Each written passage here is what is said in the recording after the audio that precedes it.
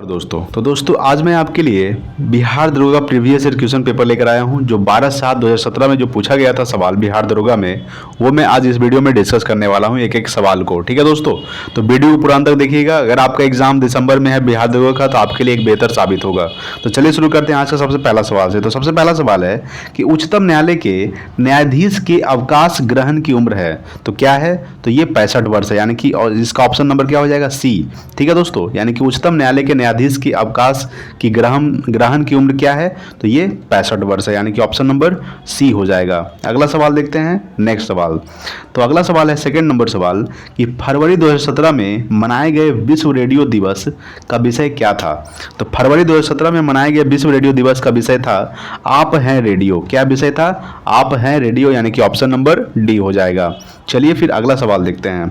अगला सवाल आपके सामने 3 नंबर सवाल कि आवर्त सारणी किसने तैयार की थी। तो आवर्त सारणी जो है ये मेंडलीफ ने तैयार किया था। किसने तैयार किया था, यानी कि मेंडलीफ ने आवर्त सारणी तैयार किए थे, यानी कि ऑप्शन नंबर डी हो जाएगा। ठीक है दोस्तों, चलिए नेक्स्ट देखते हैं 4 नंबर सवाल। तो देखिए 4 नंबर सवाल है कि इनमें से कौन भारत के राष्ट्रपति द्वारा नियुक्त नहीं होते हैं। ठीक है दोस्तों, तो आपको पता है कि यानी कि राजदूत नियुक्त होता है, ठीक है, प्रधानमंत्री भी नियुक्त होता है किसके द्वारा, तो भारत के राष्ट्रपति के द्वारा, और भारत के मुख्य न्यायाधीश भी भारत के राष्ट्रपति के द्वारा नियुक्त होता है। लेकिन उपराष्ट्रपति जो है ये भारत के उपराष्ट्रपति के द्वारा नियुक्त नहीं होते हैं। ठीक है दोस्तों, यानी कि ऑप्शन नंबर डी हो जाएगा। क्या पूछ रहा था कि भारत के राष्ट्रपति द्वारा नियुक्त नहीं होते हैं, तो ऑप्शन नंबर डी हो जाएगा कि भारत के राष्ट्रपति यानी के द्वारा उपराष्ट्रपति नियुक्त नहीं होते हैं। ठीक है दोस्तों, चलिए नेक्स्ट देखते हैं अगला 5 नंबर सवाल। तो देखिए 5 नंबर सवाल है कि विभिन्न राजनीतिक दलों की स्वीकृति राष्ट्रीय पार्टी अथवा प्रादेशिक पार्टी के रूप में कौन प्रदान करता है। तो कौन प्रदान करता है, तो ये करता है चुनाव आयोग। ठीक है, यानी कि ऑप्शन नंबर बी हो जाएगा, यानी कि विभिन्न राजनीतिक दलों की स्वीकृति राष्ट्रीय पार्टी अथवा प्रादेशिक पार्टी के रूप में कौन प्रदान करता है, तो चुनाव आयोग, इलेक्शन कमीशन, यानी कि ऑप्शन नंबर बी हो जाएगा।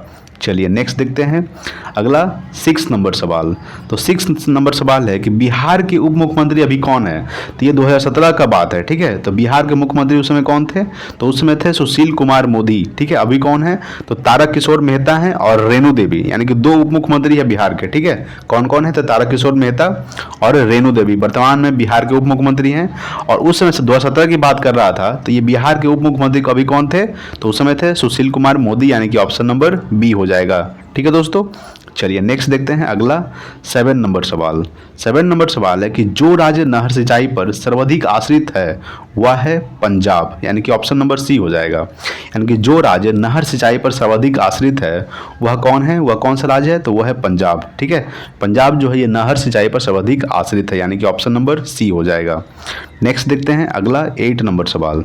तो देखिए 8 नंबर सवाल है कि सूफी संत ख्वाजा मोइनुद्दीन चिश्ती का उर्स कहाँ पर मनाया जाता है। तो इसका ऑप्शन देखेंगे, सवाल बार फिर से पढ़ लीजिए।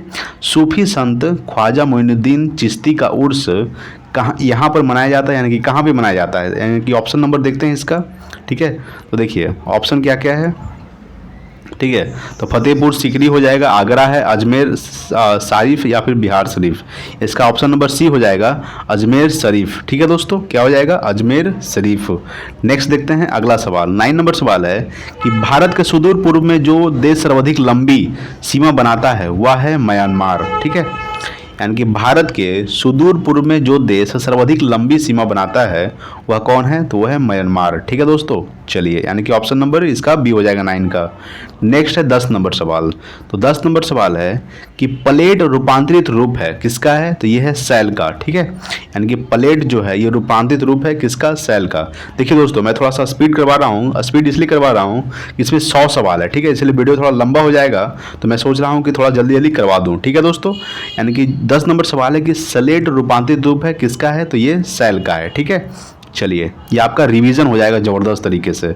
नेक्स्ट है 11 नंबर सवाल कि सिंधु नदी की लंबाई उतनी ही जितनी ब्रह्मपुत्र नदी की लंबाई है। ठीक है, तो यह लंबाई कितनी है, तो यह लंबाई है 2900 किलोमीटर। ठीक है, याद रखिएगा कि सिंधु नदी की जो लंबाई है उतनी ही ब्रह्मपुत्र नदी की लंबाई है, तो यह लंबाई कितनी है, 2900 किलोमीटर। अगर आपसे पूछेगा कि सिंधु नदी की लंबाई कितनी है, तो यह 2880 किलोमीटर। ठीक है, और ब्रह्मपुत्र नदी की लंबाई है 2900 किलोमीटर, तो लगभग बराबर ही है। ठीक है दोस्तों, चलिए नेक्स्ट देखेंगे अगला सवाल। अगला सवाल है 12 नंबर सवाल, ठीक है। भारतीय संविधान के अनुसार राज्य का कार्यकारी अध्यक्ष कौन होता है? तो भारतीय संविधान के अनुसार राज्य का कार्यकारी अध्यक्ष जो होता है वो हमारे भारत के राष्ट्रपति होते हैं। कौन होते हैं? राष्ट्रपति, यानी कि ऑप्शन नंबर बी हो जाएगा, ठीक है। तो भारतीय संविधान के अनुसार राज्य का कार्यकारी अध्यक्ष कौन होता है? राष्ट्रपति होते हैं। नेक्स्ट देखेंगे अगला 13 नंबर सवाल। 13 नंबर सवाल है कि कौन से विश्व निकाय 1920 ईस्वी में स्थापित हुई और 1946 ईस्वी में भंग हो गई? तो वो है लीग ऑफ नेशन, ठीक है। लीग ऑफ नेशन जो था ये विश्व निकाय 1920 ईस्वी में स्थापित हुई थी और 1946 ईस्वी में भंग हो गई थी। क्या था वो? लीग ऑफ नेशन, यानी कि ऑप्शन नंबर 13 का सी हो जाएगा। चलिए नेक्स्ट देखते हैं अगला 14 नंबर सवाल। 14 नंबर सवाल है कि भारतीय नागरिकों के मौलिक कर्तव्य हैं। तो भारतीय नागरिकों के मौलिक कर्तव्य कितने हैं? तो ये है 11, ठीक है। यानी भारतीय नागरिकों के मौलिक कर्तव्य कितने हैं? 11 मौलिक कर्तव्य हैं। चलिए नेक्स्ट देखते हैं अगला 15 नंबर सवाल। 15 नंबर सवाल है आपके सामने कि राज्यसभा में सदस्यों की अधिकतम संख्या होती है। तो राज्यसभा में सदस्यों की अधिकतम संख्या 250 यानी कि 250 होती है। कितना होता है? 250 यानी कि 250 होता है, ठीक है। राज्यसभा में सदस्यों की अधिकतम संख्या कितनी होती है? 250 होती है। नेक्स्ट देखेंगे अगला 16 नंबर सवाल। 16 नंबर सवाल है कि महात्मा गांधी का जन्म हुआ था। तो महात्मा गांधी का जन्म हुआ था 2 अक्टूबर 1869 को। याद रखिएगा, महात्मा गांधी का जन्म 2 अक्टूबर 1869 को पोरबंदर यानी कि गुजरात में हुआ था, ठीक है दोस्तों। चलिए नेक्स्ट देखते हैं अगला 17 नंबर सवाल। तो देखिए 17 नंबर सवाल आपके सामने क्या बोल रहा है।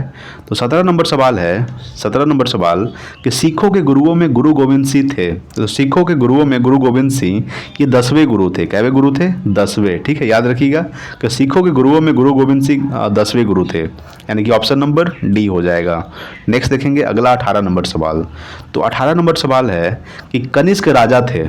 कनिष्क राजा थे, ये कुषाण वंश के राजा थे, ठीक है। यानी कि कनिष्क राजा जो थे ये कुषाण वंश के राजा थे, कनिष्क राजा, ठीक है। चलिए नेक्स्ट देखते हैं अगला 19 नंबर सवाल। 19 नंबर सवाल है आपके सामने कि बेरी बेरी खुराक में किसकी कमी की वजह से होता है? तो विटामिन बी की कमी से होता है, ठीक है। यानी विटामिन बी की कमी से बेरी बेरी रोग होता है। और विटामिन बी का रसायन नाम क्या होता है? थायमिन होता है, ठीक है। अच्छा, विटामिन ए का रसायन नाम क्या होता है? रेटिनॉल। विटामिन ई का रसायन नाम क्या होता है? टेकोफिरॉल। और विटामिन सी का रसायन नाम क्या होता है? Ascorbic acid. और विटामिन डी का रसायन नाम क्या होता है? तो कैल्सीफिरॉल होता है। क्या होता है? कैल्सीफिरॉल। और विटामिन ई का टेकोफिरॉल, ठीक है। अच्छा, विटामिन ए की कमी से कौन सा रोग होता है? तो रतौंधी होता है। विटामिन सी की कमी से कौन सा रोग होता है? तो विटामिन सी की कमी से अस्कर्वी रोग होता है, यानी कि मसूड़ों से खून निकलना, ठीक है, मसूड़ों को फूल जाना। और विटामिन ई की कमी से बांझपन होता है जो औरत में पाया जाता है, ठीक है दोस्तों। और विटामिन बी वन की कमी से बेरी बेरी रोग होता है। चलिए नेक्स्ट देखते हैं अगला 20 नंबर सवाल। तो देखिए 20 नंबर सवाल है आपके सामने, ठीक है। 20 नंबर सवाल है कि भारत पर आक्रमण करने वाला पहला मुसलमान था। तो भारत पर आक्रमण करने वाला पहला मुसलमान कौन था? तो वो था मोहम्मद गौरी, ठीक है। मोहम्मद गौरी जो है ये भारत पर आक्रमण करने वाला पहला मुसलमान था, ठीक है दोस्तों। चलिए नेक्स्ट देखते हैं अगला 21 नंबर सवाल। तो 21 नंबर सवाल है कि पृथ्वी अपनी धुरी पर घूमती है। तो पृथ्वी जो है अपनी धुरी पर 23 घंटे 56 मिनट 4 सेकंड में घूमती है, ठीक है। यानी कि ऑप्शन नंबर सी हो जाएगा। पृथ्वी अपनी धुरी पर 23 घंटे 56 मिनट 4 सेकंड में घूमती है, ठीक है दोस्तों। चलिए नेक्स्ट देखते हैं अगला सवाल। तो अगला सवाल आपके सामने 22 नंबर सवाल, ठीक है। 22 नंबर सवाल है कि ग्रह जो सूर्य की परिक्रमा करने में 88 दिन लगाता हुआ है। तो ग्रह कौन सा ग्रह है जो सूर्य की परिक्रमा करने में 88 दिन लगाता है? तो वो है बुध ग्रह, ठीक है। बुध ग्रह जो है ये सूर्य की परिक्रमा करने में, ठीक है, कितना दिन लगाता है? 88 दिन लगाता है, ठीक है। अगर आपसे पूछेगा कि सूर्य का सबसे निकटतम ग्रह कौन सा है, तो बुध जो है ये सूर्य का सबसे निकटतम ग्रह है, ठीक है। बुध और शुक्र का कोई भी उपग्रह नहीं होता है। बुध और शुक्र का कोई भी उपग्रह नहीं होता है, याद रखिएगा। मंगल के 2 उपग्रह होता है। कौन कौन सा होता है? फोबोस और डिमोस, ठीक है दोस्तों। याद रखिएगा कि मंगल के 2 उपग्रह कौन कौन है? फोबोस और डिमोस। डिमोस जो है ये उपग्रहों में सबसे छोटा उपग्रह है, ठीक है। याद रखिएगा डिमोस जो है ये डिमोस, ठीक है, ये डिमोस जो है ये उपग्रहों में सबसे छोटा उपग्रह है। और सबसे बड़ा उपग्रह कौन सा है? तो गैनीमेड है, जो बृहस्पति ग्रह का उपग्रह है, गैनीमेड, ठीक है दोस्तों। अगर हम बात करेंगे मंगल ग्रह को लाल ग्रह कहा जाता है, पृथ्वी को नीला ग्रह कहा जाता है और वरुण को ठंडा ग्रह कहा जाता है, ठीक है दोस्तों। और शुक्र को गर्म ग्रह कहा जाता है। क्या कहा जाता है? गर्म ग्रह। चलिए नेक्स्ट देखते हैं अगला 23 नंबर सवाल। तो 23 नंबर सवाल आपके सामने क्या बोल रहा है? 23 नंबर सवाल है कि उस शहर का देशांतर क्या है जहां का स्थानीय समय 6 बजे शाम है जबकि ग्रीनविच औसत समय 4 बजे शाम है। ठीक है, यानी कि उस शहर का देशांतरण क्या है जहां का स्थानीय समय 6 बजे शाम है जबकि ग्रीनविच औसत समय 4 बजे शाम है। तो वो है 30 डिग्री पूर्वी।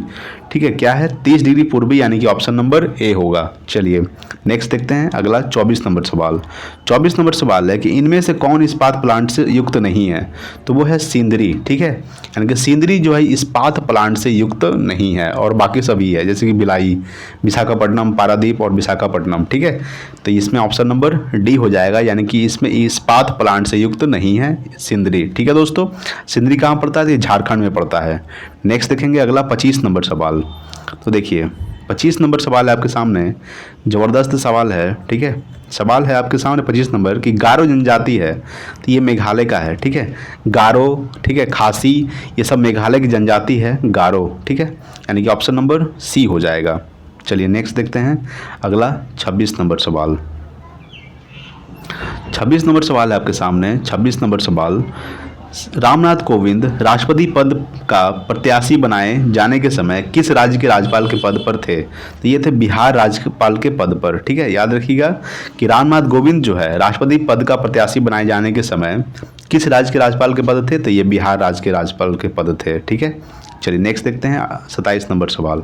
27 नंबर सवाल है कि उस खगोल भौतिक शास्त्री का नाम बताएं जो एक क्षय तांत्रिक रोग से पीड़ित है और केवल कंप्यूटर के माध्यम से ही अपनी बात कह पाता है।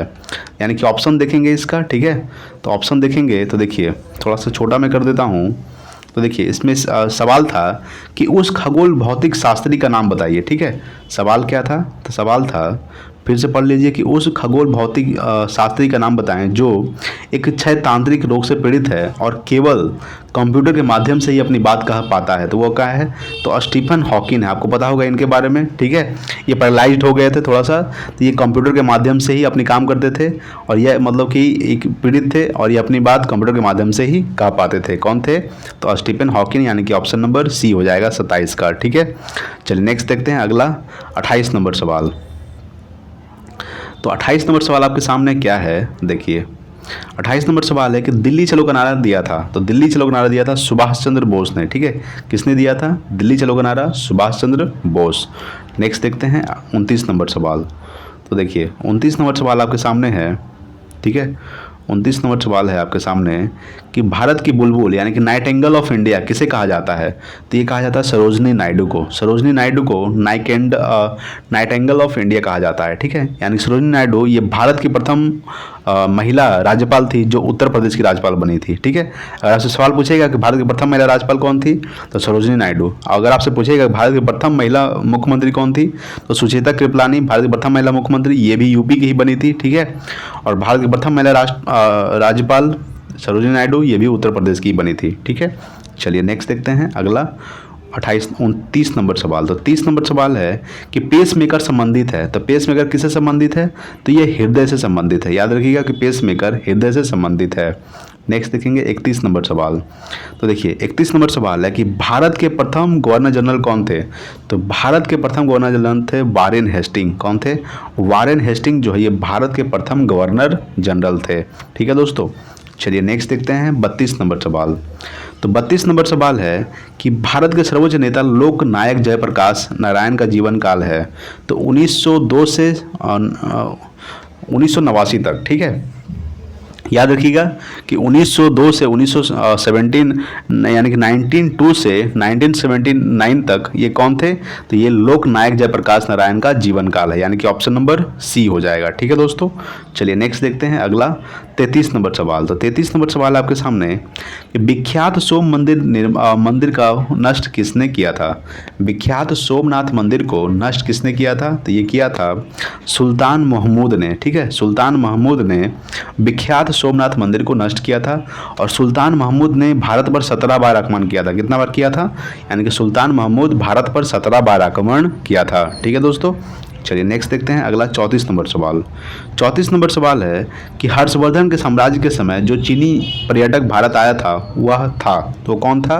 वो ह्वेनसांग था। ठीक है, ये ह्वेनसांग चीन यात्री था जो भारत आया था और नालंदा विश्वविद्यालय में 15 साल तक अध्ययन किया था। ठीक है, कितना साल तक? 15 साल तक अध्ययन किया था, फिर वापस लौट गया था। ठीक है दोस्तों, तो सवाल पूछ सकता है कि हर्षवर्धन के साम्राज्य के समय जो चीनी यात्री पर्यटक भारत आया था वह था, तो वो ह्वेनसांग था। नालंदा विश्वविद्यालय में 15 साल तक अध्ययन किया था। ठीक है दोस्तों, चलिए नेक्स्ट देखते हैं अगला 35 नंबर सवाल। देखिए 35 नंबर सवाल आपके सामने। 35 नंबर सवाल देखिए, 35 नंबर सवाल है कि भारत में राष्ट्रीय आय लेखा किसके द्वारा प्रकाशित किए जाते हैं?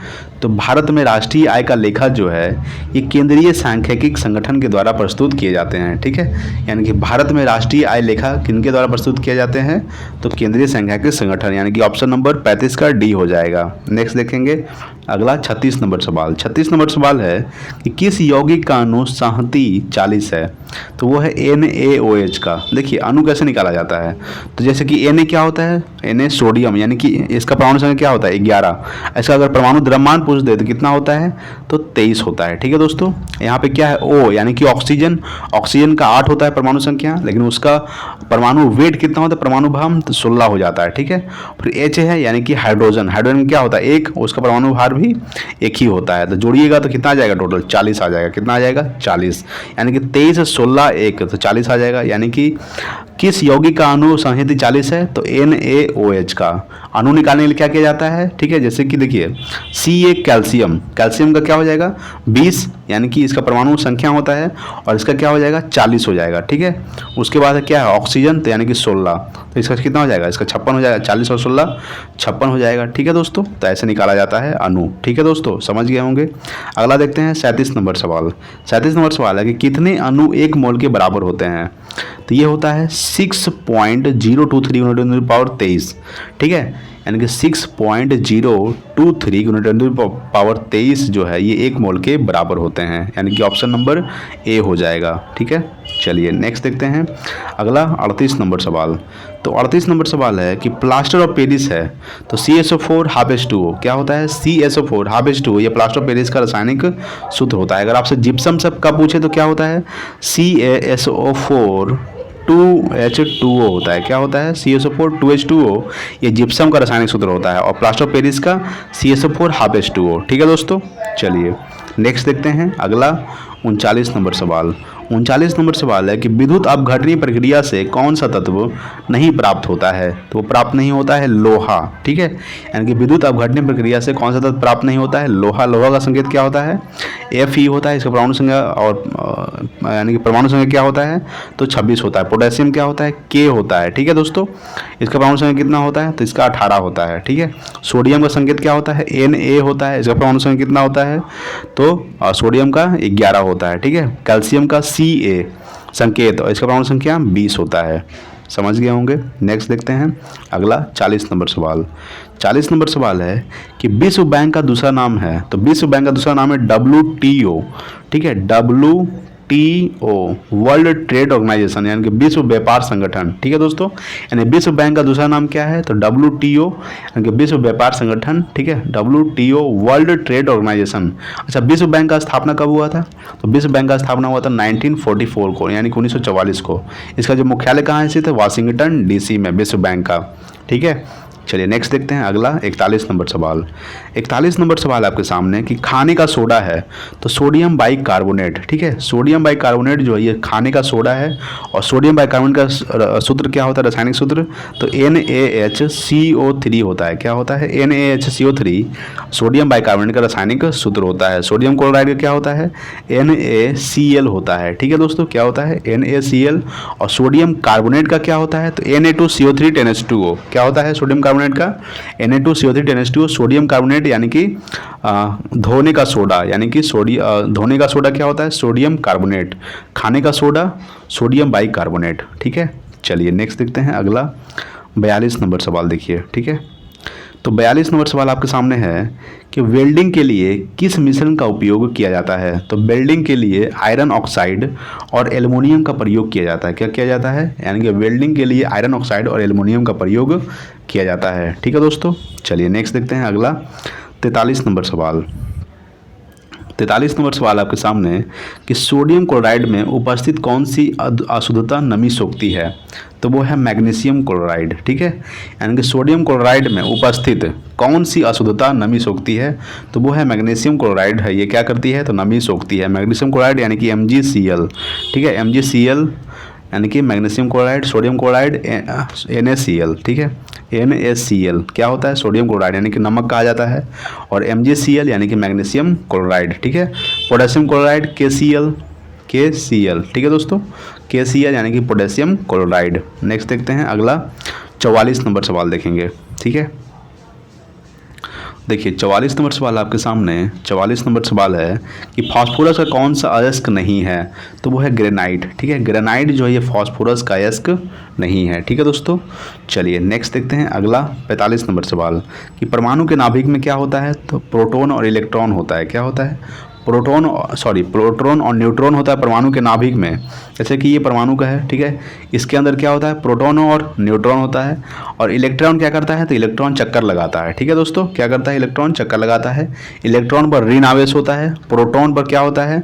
तो प्रोटॉन पर क्या होता है? पॉजिटिव आवेश होता है, और न्यूट्रॉन पर कोई आवेश यानी कि कोई आवेश होता ही नहीं है, यानी कि आवेशहीन होता है न्यूट्रॉन। ठीक है, याद रखिएगा। तो परमाणु के नाभिक में क्या होता है? प्रोटॉन और न्यूट्रॉन, यानी कि ऑप्शन नंबर बी हो जाएगा। चलिए नेक्स्ट देखते हैं अगला 46 नंबर सवाल। 46 नंबर सवाल है कि आँख के किस भाग पर वस्तु का प्रतिबिंब बनती है? तो रेटिना पर बनता है। याद रखिएगा कि आँख के किस भाग पर वस्तु का प्रतिबिंब बनता है? तो वस्तु का प्रतिबिंब जो है ये रेटिना पर बनता है। ठीक है दोस्तों, अगर आपसे पूछेगा निकट दृष्टि दोष में, ठीक है, निकट दृष्टि दोष में रेटिना पर जो प्रतिबिंब बनता है वो कहाँ बनता है? तो निकट दृष्टि दोष में आगे बनता है। ठीक है, निकट दृष्टि दोष में आगे बनता है, और दूर दृष्टि दोष में पीछे बनता है। कहाँ बनता है? पीछे। याद रखिएगा कि दूर दृष्टि दोष में पीछे बनता है। ठीक है, और निकट दृष्टि दोष में आगे बनता है वस्तु का प्रतिबिंब। नेक्स्ट देखेंगे अगला 47 नंबर सवाल। 47 नंबर सवाल है कि वानरता का दूसरा नाम क्या है? तो वानरता का दूसरा नाम है डाल्टन प्रभाव। क्या है? वानरता का जो दूसरा नाम है वो क्या है? डाल्टन प्रभाव। नेक्स्ट 48 नंबर कि विभवांतर मापा जाता है तो वोल्ट मीटर द्वारा। ठीक है, याद रखिएगा कि विभवांतर जो है ये वोल्ट मीटर के द्वारा मापा जाता है, यानी कि ऑप्शन नंबर सी हो जाएगा। ठीक है दोस्तों, यानी कि विभवांतर मापा जाता है वोल्ट मीटर द्वारा। वानरता का दूसरा नाम क्या है? तो डाल्टन प्रभाव है। चलिए नेक्स्ट देखते हैं अगला 49 नंबर सवाल। 49 नंबर सवाल है कि कौन सा उपकरण विद्युत ऊर्जा को यांत्रिक ऊर्जा में बदलती है? ठीक है दोस्तों, तो ये है विद्युत मोटर। ठीक है, विद्युत मोटर जो है ये विद्युत ऊर्जा को यांत्रिक ऊर्जा में बदलती है, यानी कि ऑप्शन नंबर ए हो जाएगा। डायनमो क्या करता है? तो यांत्रिक ऊर्जा को विद्युत ऊर्जा में बदलता है। क्या करता है? डायनमो यांत्रिक ऊर्जा को विद्युत ऊर्जा कौन बदलता है? डायनमो। और विद्युत ऊर्जा को यांत्रिक ऊर्जा में कौन बदलता है? तो विद्युत मोटर। ठीक है दोस्तों, चलिए नेक्स्ट देखते हैं 50 नंबर सवाल। 50 नंबर सवाल है कि सूर्य से आती हुई पराबैंगनी किरणों से कौन हमें बचाती है? तो वो बचाती है ओजोन। ठीक है, यानी कि O3, यानी कि ऑप्शन नंबर बी हो जाएगा। ठीक है, यानी कि सूर्य से आती हुई पराबैंगनी किरणों से कौन हमें बचाता है? तो O3 यानी कि ओजोन बच जाता है। ठीक है, चलिए नेक्स्ट देखते हैं अगला 51 नंबर सवाल। 51 नंबर सवाल है कि बांध के जल में कौन सी ऊर्जा संग्रहित है? तो बांध के जल में ये स्थितिज ऊर्जा संग्रहित है। कौन सी ऊर्जा? स्थितिज ऊर्जा। ठीक है दोस्तों, कौन सा ऊर्जा है? स्थितिज ऊर्जा। नेक्स्ट है 52 नंबर कि 52 किलोमीटर पर आवर के वेग का अर्थ है। देखिए यहाँ पे ऑप्शन में सब मीटर पर सेकंड है। क्या है? मीटर प्रति सेकंड, मीटर प्रति सेकंड। आप ऑप्शन नंबर डी में भी देख रहे होंगे मीटर प्रति सेकंड है। ठीक है, इसको क्या करना है? 72 किलोमीटर प्रति आवर को मीटर प्रति सेकंड में बदलने के लिए क्या किया जाता है? तो 5/18 से मल्टीप्लाई किया जाता है। ठीक है, तो 18 क्या हो जाएगा? 18 चक 72, यानी कि 4 से कटेगा ही, और 5 चक 20, यानी कि 5 और गुने 4 करेंगे तो ऑप्शन नंबर सी हो जाएगा। 5 चक 20 हो जाएगा इसका ऑप्शन नंबर सी। देखिए किलोमीटर को मीटर प्रति सेकंड में बदलने के लिए 5/18 से गुना किया जाता है। ठीक है, और मीटर प्रति सेकंड को किलोमीटर में बदलने के लिए 18/5 से मल्टीप्लाई किया जाता है। बस इतना ध्यान रखिए। ठीक है, यहाँ पे क्या था? तो किलोमीटर में था, तो इसको क्या किए? मीटर प्रति सेकंड में हमको बदलना है, तो 5/18 से गुना करके यहाँ से 18 चक 72 और 5 चक 20 गुना करके यहाँ पे 20 आ गया। ऑप्शन नंबर सी हो जाएगा। नेक्स्ट देखेंगे अगला 53 नंबर सवाल। 53 नंबर सवाल है कि कौन सी भौतिक मात्रा जड़त्व का मापन है? तो ये है द्रव्यमान। ठीक है, यानी कि मास। याद रखिएगा कि कौन सी भौतिक मात्रा जड़त्व का मापन है? तो द्रव्यमान। ठीक है, चलिए नेक्स्ट देखते हैं अगला 54 नंबर सवाल। 54 नंबर सवाल है कि गतिज ऊर्जा का समीकरण कौन सा है। तो गतिज ऊर्जा का समीकरण है हाफ mv², यानी कि ऑप्शन नंबर सी हो जाएगा। ठीक है, यानी कि काइनेटिक एनर्जी का फॉर्मूला क्या होता है, हाफ mv²। गतिज ऊर्जा यानी कि काइनेटिक एनर्जी, और काइनेटिक एनर्जी का फॉर्मूला होता है हाफ mv², यानी कि ऑप्शन नंबर ए हो जाएगा। नेक्स्ट देखेंगे अगला 55 नंबर सवाल। 55 नंबर सवाल है कि विश्व का सबसे बड़ा दूरदर्शी कहाँ पर स्थित है। विश्व का सबसे बड़ा दूरदर्शी ये कैलिफोर्निया में स्थित है। कहाँ स्थित है, कैलिफोर्निया, यानी कि ऑप्शन नंबर ए हो जाएगा। नेक्स्ट देखेंगे अगला 56 नंबर सवाल। ठीक है, तो देखिए 56 नंबर सवाल आपके सामने है। 56 नंबर सवाल है कि वायु जीवी श्वसन के दौरान किसका पूर्ण ऑक्सीकरण होता है। ये ग्लूकोज का होता है। क्या होता है, यानी कि वायु जीवी श्वसन के दौरान किसका पूर्ण ऑक्सीकरण होता है, तो ग्लूकोज का। ठीक है, चलिए नेक्स्ट देखेंगे अगला 57 नंबर सवाल। 57 नंबर सवाल है कि रक्त का कौन सा घटक शरीर के अंगों को ऑक्सीजन पहुंचाता है।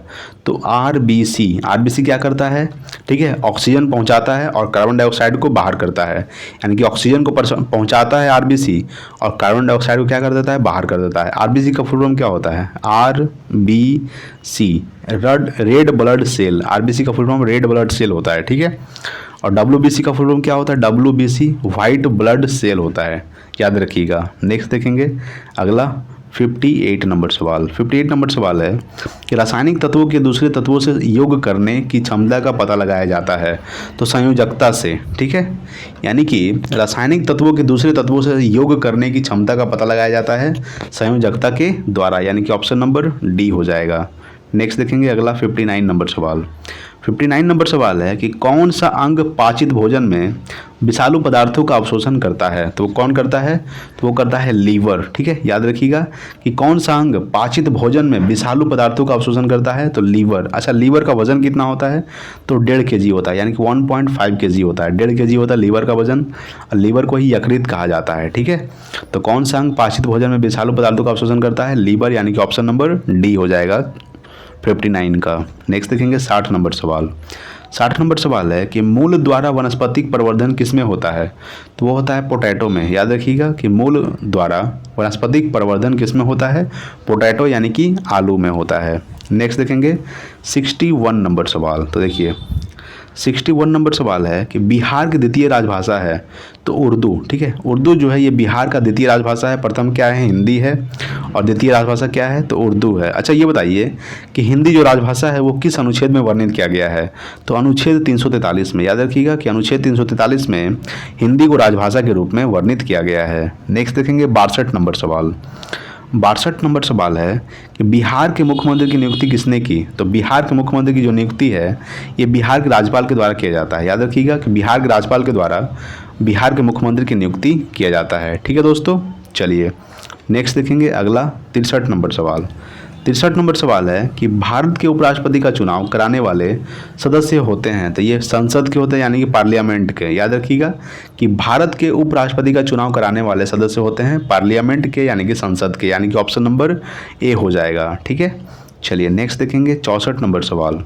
64 नंबर सवाल है कि मुख्य न्यायाधीश के अतिरिक्त उच्चतम न्यायालय में न्यायाधीशों की संख्या होती है। तो क्या होती है, 30 होती है। ठीक है, यानी कि मुख्य न्यायाधीश के अतिरिक्त उच्चतम न्यायालय में न्यायाधीशों की संख्या कितनी होती है, 30, यानी कि ऑप्शन नंबर सी होगा। नेक्स्ट देखेंगे 65 नंबर सवाल। 65 नंबर सवाल है कि भारत है एक, क्या है, तो भारत एक धर्मनिरपेक्ष देश है, यानी कि सेकुलर कंट्री है। ठीक है, क्या है, यानी कि ऑप्शन नंबर ए हो जाएगा, भारत धर्मनिरपेक्ष राष्ट्र है। नेक्स्ट देखेंगे 66 नंबर सवाल। 66 नंबर सवाल है कि पुराने लिच्छवी राज्य की राजधानी थी। तो क्या थी, तो वैशाली थी। ठीक है, यानी कि पुराने लिच्छवी राज्य की राजधानी क्या थी, वैशाली, यानी कि ऑप्शन नंबर सी हो जाएगा 66 का। नेक्स्ट देखते हैं अगला 67 नंबर सवाल। ठीक है, तो देखिए 67 नंबर सवाल है कि जो सदस्य लोकसभा के अध्यक्ष का चुनाव कराते हैं वे होते हैं। तो क्या होते हैं, तो जो सदस्य लोकसभा के अध्यक्ष का चुनाव कराते हुए क्या होते हैं, तो वो लोकसभा के अध्यक्ष होते हैं। ठीक है, यानी कि जो सदस्य लोकसभा के अध्यक्ष का चुनाव कराते हुए होते हैं लोकसभा के। नेक्स्ट देखेंगे अगला 68 नंबर सवाल।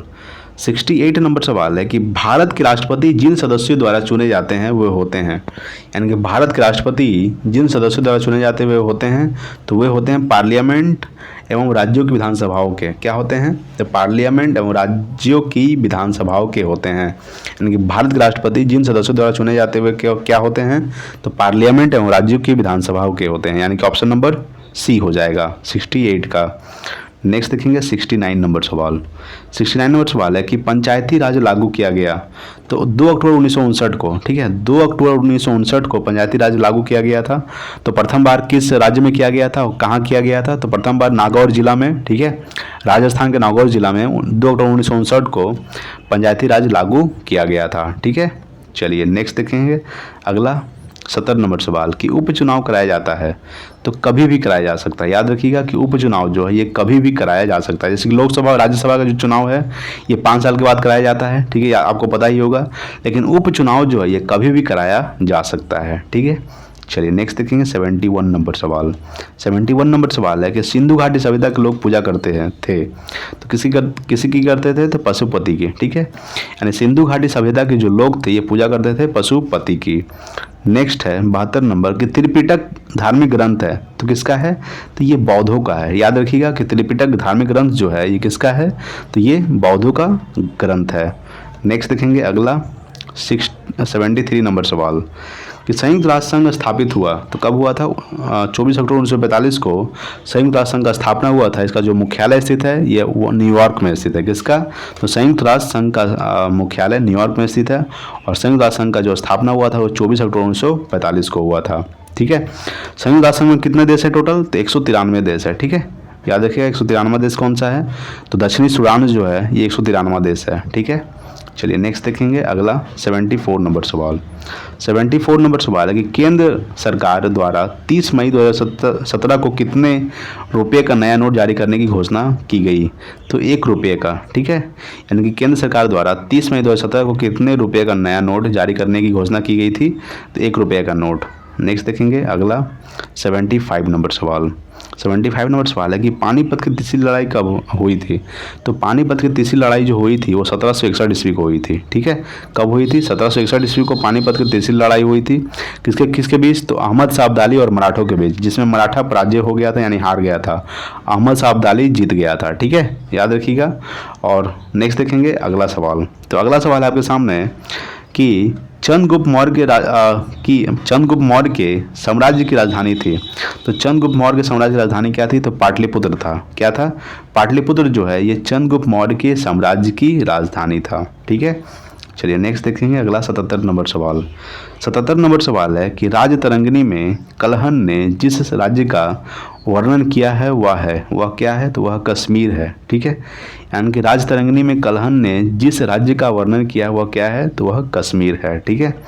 नेक्स्ट देखेंगे अगला 78 नंबर सवाल कि मुगल वंश की स्थापना भारत में हुई थी। तो मुगल वंश की स्थापना जो ये भारत में 1526 ईस्वी को हुई थी, ठीक है। 1526 में पानीपत का प्रथम युद्ध हुआ था किसके बीच? तो बाबर और इब्राहिम लोदी के बीच, ठीक है। और बाबर जो था ये मुगल वंश का शासक था, आपको पता ही होगा। तो बाबर ने इब्राहिम लोदी को पराजय कर दिया यानी कि हरा दिया, और बाबर ने ही मुगल वंश की नींव रखी थी भारत में। कब रखी थी? तो 1526 ईस्वी को, ठीक है, पानीपत के प्रथम युद्ध में। नेक्स्ट देखेंगे अगला सवाल। अगला सवाल है 79 नंबर सवाल है कि किस वैश्विक कार कंपनी ने भारत में आने अपने वाहनों की बिक्री बंद करने की घोषणा 18 मई 2017 को की? देखिए याद रखिए कि किस वैश्विक कार कंपनी ने भारत में अपने वाहनों की बिक्री बंद करने की घोषणा 18 मई 2017 को की थी? यानी कि ऑप्शन नंबर देखते हैं, ऑप्शन क्या होगा? तो ऑप्शन देखते हैं क्या है, ठीक है।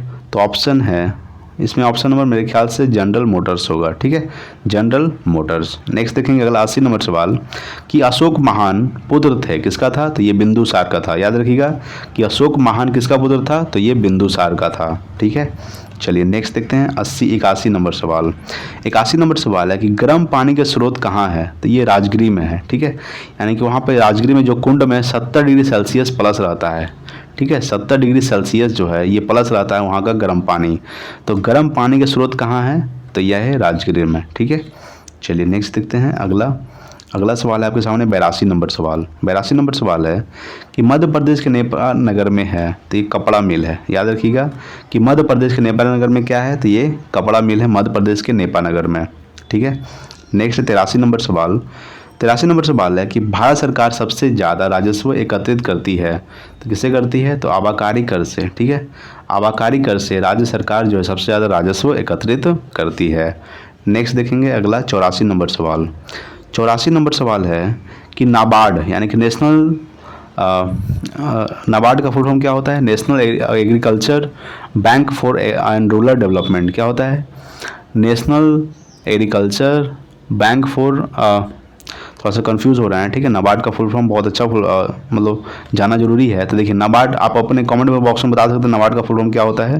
ठीक है, नाबार्ड का नाम क्या है, तो नाबार्ड का नाम है कृषि की सहायता के लिए विशिष्ट बैंक का। ठीक है, यानी कि नाबार्ड नाम है तो किसका नाम है, यानी कि कृषि की सहायता के लिए विशिष्ट बैंक का नाम है नाबार्ड। ठीक है, चलिए नेक्स्ट देखते हैं अगला सवाल है 85 नंबर सवाल। ठीक है, 85 नंबर सवाल है कि भारत में कुल सिल्क वस्त्रों का लगभग 50% उत्पादन करने वाला राज्य कौन है, तो वो है कर्नाटक। ठीक है, याद रखिएगा कि भारत में कुल सिल्क वस्त्रों का लगभग 50% उत्पादन करने वाला राज्य है कर्नाटक। ठीक है, चलिए नेक्स्ट देखते हैं अगला 86 नंबर सवाल। 86 नंबर सवाल है कि समुदाय के स्वास्थ्य का पता चलता है किससे, तो मृत्यु दर से। ठीक है, यानी कि समुदाय के स्वास्थ्य का पता चलता है मृत्यु दर से। नेक्स्ट है 87 नंबर कि मॉर्निंग स्टार किसे कहा जाता है। देखिए यहाँ पे सवाल देखते हैं 87 नंबर सवाल। ठीक है, 87 नंबर सवाल है कि मॉर्निंग स्टार किसे कहा जाता है, तो शुक्र ग्रह को। ठीक है, शुक्र ग्रह को मॉर्निंग स्टार यानी कि सुबह का तारा, पृथ्वी की बहन भी कहा जाता है शुक्र ग्रह को। और शुक्र ग्रह सबसे गर्म ग्रह है, याद रखिएगा शुक्र ग्रह सबसे गर्म ग्रह है और शुक्र का कोई भी उपग्रह नहीं है। ठीक है, शुक्र का और बुध का दो ऐसे उपग्रह हैं जिसका कोई भी उपग्रह नहीं है। ठीक है, मंगल के दो उपग्रह है, कौन कौन सा है, तो फोबोस और डिमोस। ठीक है, डिमोस उपग्रहों में सबसे छोटा उपग्रह है और बृहस्पति जो है, ठीक है, बृहस्पति का सबसे बड़ा ग्रह कौन सा है, तो वो है गैनीमेड। और ग्रहों में सबसे बड़ा ग्रह कौन सा है, बृहस्पति। और उपग्रहों में सबसे बड़ा ग्रह है गैनीमेड, जिसका किसका ग्रह है, तो ये बृहस्पति का उपग्रह है। ठीक है दोस्तों, तो ये याद रखिएगा। नेक्स्ट देखते हैं अगला 88 नंबर सवाल। 88 नंबर सवाल है कि 8 मार्च को मनाया जाता है, तो 8 मार्च को विश्व महिला दिवस मनाया जाता है। ठीक है, यानी कि विश्व महिला दिवस के रूप में 8 मार्च को मनाया जाता है। ठीक है दोस्तों, चलिए नेक्स्ट देखते हैं अगला 89 नंबर सवाल। 89 नंबर सवाल है कि जब कोई वस्तु पानी में डुबाई जाती है तो उसके भार में कमी के बराबर होती है, तो उसके द्वारा हटाए गए द्रव की मात्रा के बराबर होता है। देखिए यहाँ पे ऑप्शन है उसके द्वारा हटाए गए द्रव की मात्रा के बराबर होता है। यानी कि जब कोई वस्तु पानी में डुबाई जाती है तो उसके भार में कमी आ जाती है तो उसके द्वारा हटाए गए द्रव की मात्रा के बराबर होता है, यानी कि ऑप्शन नंबर सी हो जाएगा। नेक्स्ट देखते हैं अगला सवाल। तो अगला सवाल आपके सामने क्या है वो देखते हैं। ठीक है, तो देखिए अगला सवाल है 90 नंबर सवाल। 90 नंबर सवाल है कि टीआरपी का अर्थ है, तो टेलीविज़न रेटिंग पॉइंट। ठीक है, टेलीविज़न रेटिंग पॉइंट ये टीआरपी का अर्थ है, यानी कि ऑप्शन नंबर डी हो जाएगा। नेक्स्ट देखते हैं 91 नंबर सवाल। 91 नंबर सवाल है कि रक्त का कौन सा अवयव शरीर की मांसपेशियों में ऑक्सीजन एकत्रित करता है, वो करता है हीमोग्लोबिन। ठीक है, यानी हीमोग्लोबिन जो है क्या करता है, तो रक्त का वह कौन सा अवयव है, यानी कि हीमोग्लोबिन जो है ये शरीर की मांसपेशियों में ऑक्सीजन एकत्रित करता है। ठीक है, चलिए नेक्स्ट देखते हैं अगला है आपके सामने 92 नंबर सवाल। ठीक है, 92 नंबर सवाल है कि कौन सा उद्भिद दूसरे वृक्षों की टहनियों पर वृद्धि करता है, तो ऑर्किड। ठीक है, याद रखिए कौन सा उद्भिद दूसरे वृक्षों की टहनियों पर वृद्धि करता है, तो ऑर्किड। ठीक है, चलिए नेक्स्ट देखते हैं अगला 93 नंबर सवाल। 93 नंबर सवाल है कि जीवित कोशिकाओं की प्रक्रिया को नियंत्रित करती है, तो वो करती है न्यूक्लियस। ठीक है, न्यूक्लियस जो है ये जीवित कोशिकाओं की प्रक्रिया को नियंत्रित करती है। नेक्स्ट है 94 नंबर सवाल। 94 नंबर सवाल है कि पुष्प में द्विनिषेचन के पश्चात गुणसूत्र की संख्या है, तो क्या है, ये त्रिगुणित है। याद रखिएगा कि पुष्प में द्विनिषेचन के पश्चात गुणसूत्र की संख्या है त्रिगुणित। नेक्स्ट देखेंगे अगला 95 नंबर सवाल कि न्यूजीलैंड का कौन सा पक्षी विलुप्त है, तो ये है मोआ। ठीक है, मोआ जो है ये न्यूजीलैंड का एक पक्षी है जो विलुप्त है। अगर आपसे पूछिएगा कि कीवी, तो न्यूजीलैंड की ये राष्ट्रीय पक्षी है कीवी। याद रखिएगा कि न्यूजीलैंड का राष्ट्रीय पक्षी क्या है, तो कीवी है। और न्यूजीलैंड में कौन सा पक्षी विलुप्त है, तो मोआ। ठीक है, ऑप्शन नंबर सी हो जाएगा 95 का। नेक्स्ट है 96 नंबर सवाल।